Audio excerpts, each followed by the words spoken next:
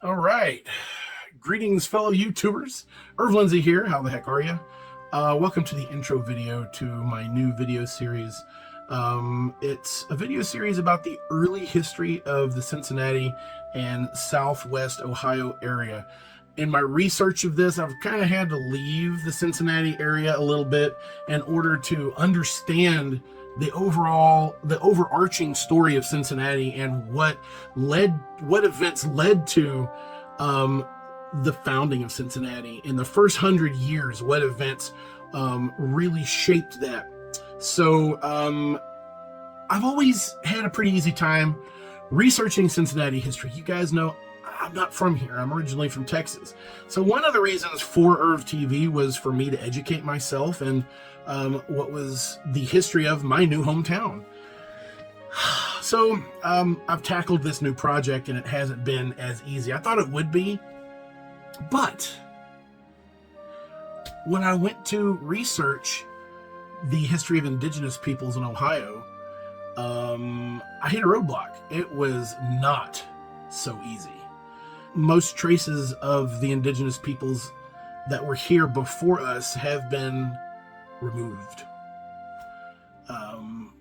For instance, I went to look up one place, and all I could find in this location was a picture of a historical marker that used to be there. I went there on Google Maps, which is always my go-to. If I can't travel somewhere, I open Google Maps. So I went there, looked up the location where the picture was taken, and there's woods, there's a little 2-lane country road, but nothing. As a matter of fact, the historical marker was missing. Not even a historical marker.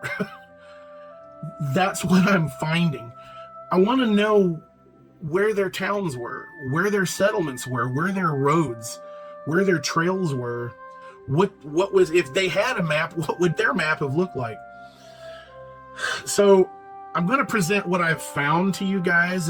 This series is in no way meant to be an exhaustive,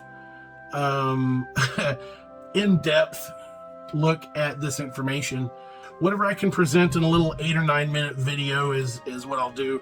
I'm going to do a couple of videos about the Native American history. I eventually might do a third video later on. The first video is about the mound builders. But a lot of the mounds that were here were in the downtown basin, towards the south end of Mound Street. So it's called Mound Street because it used to dead end into the mound. And one of the reasons why they removed the mound was so that they could extend Mound Street.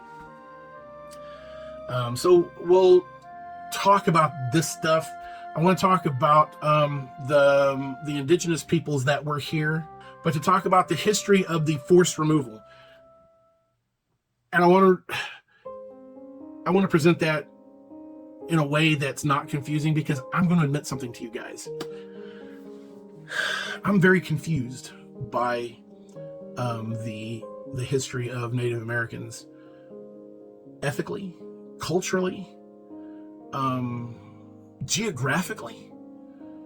I'm confused because growing up, I was presented with one set of information, and it was very biased and very one-sided.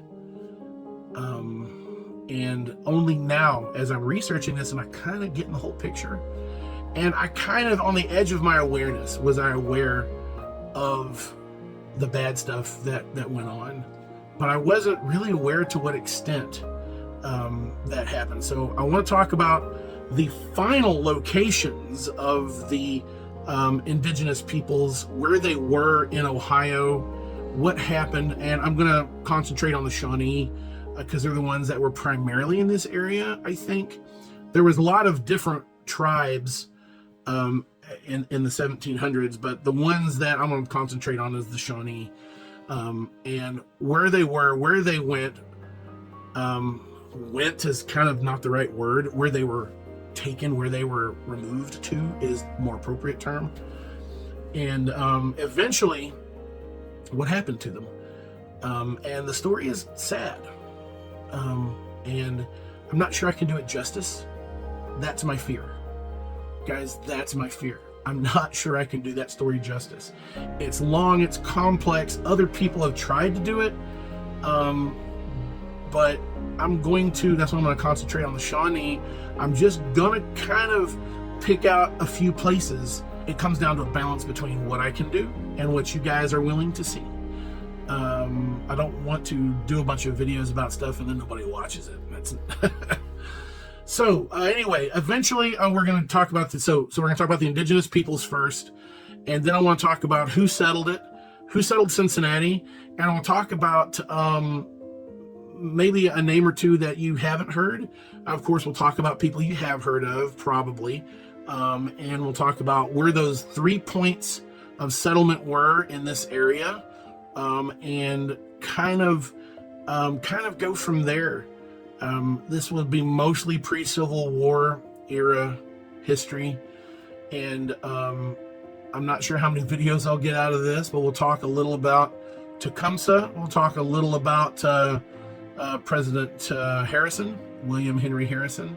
We'll talk about some of the socio-political things that happened that shaped Cincinnati history, which was largely shaped by government, by politics, by the war with the Native Americans, and the forced removal of those people as settlers moved onto property that formerly belonged to a different nation of people, who basically lost. History is written by the victors, and the history we have is incomplete. Is it incorrect?